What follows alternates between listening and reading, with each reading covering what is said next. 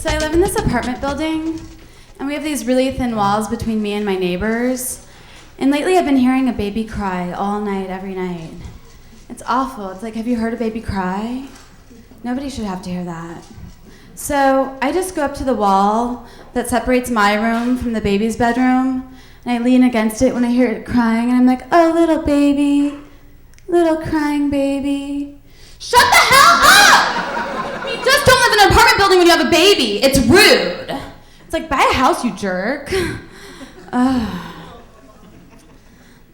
was walking with my mom in Santa Monica the other day, and I was wearing a mini skirt because I've just been trying to show more skin in my life.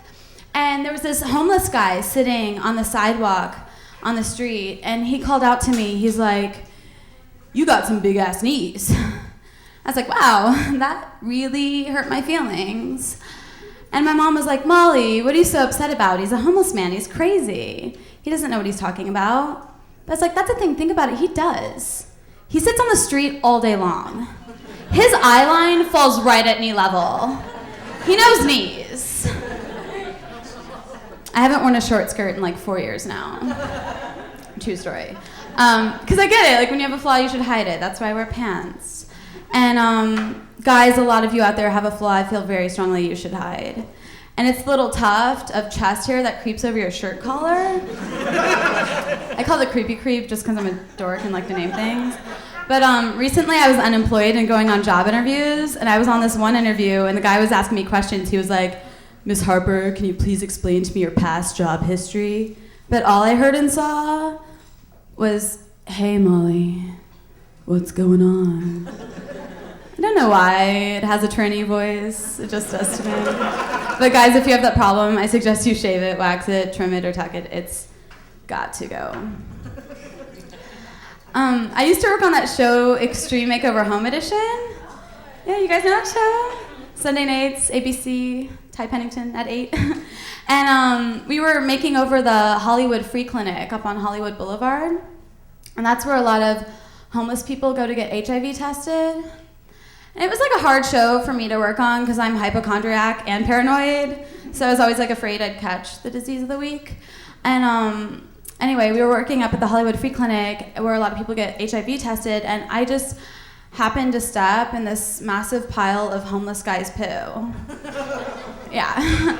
And he obviously had AIDS, and I'm like, great, now it's on my shoe. Awesome.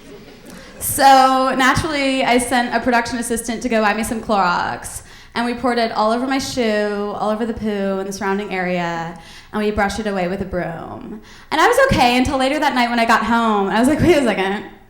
Does Clorox kill AIDS? I'm not so sure. So in a paranoid frenzy, I went to the store and bought some Windex. Because I was like, you know what? If Clorox doesn't kill AIDS, Windex will. And I poured the Windex into a bucket, and I soaked my AIDS shoes in there for like 3 days. And then it was time to take them out of the soak, and I went to put them on, but I was just like, I can't do it. God forbid they're still infected. I can't be responsible for tracking AIDS around the city. Not gonna happen. It's true. Can't make that stuff up.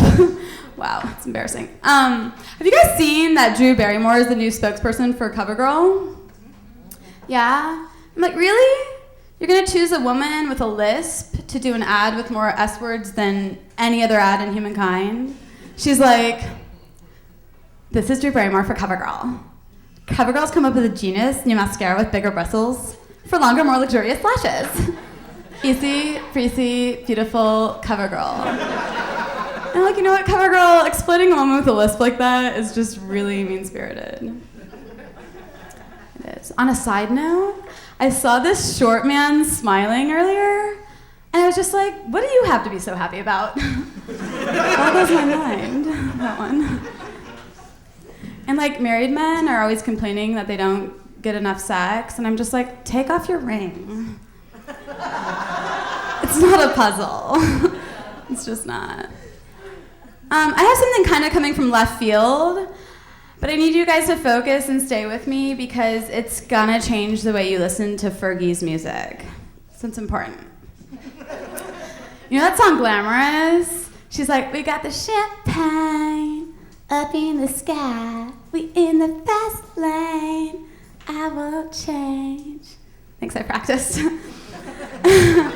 Well, in her attempt to get that sexy breathiness, what Fergie's really doing is channeling the voice of a 1994 Jodie Foster character. You know, the one where she plays a hermit recluse alone in the woods with a severe speech impediment? No.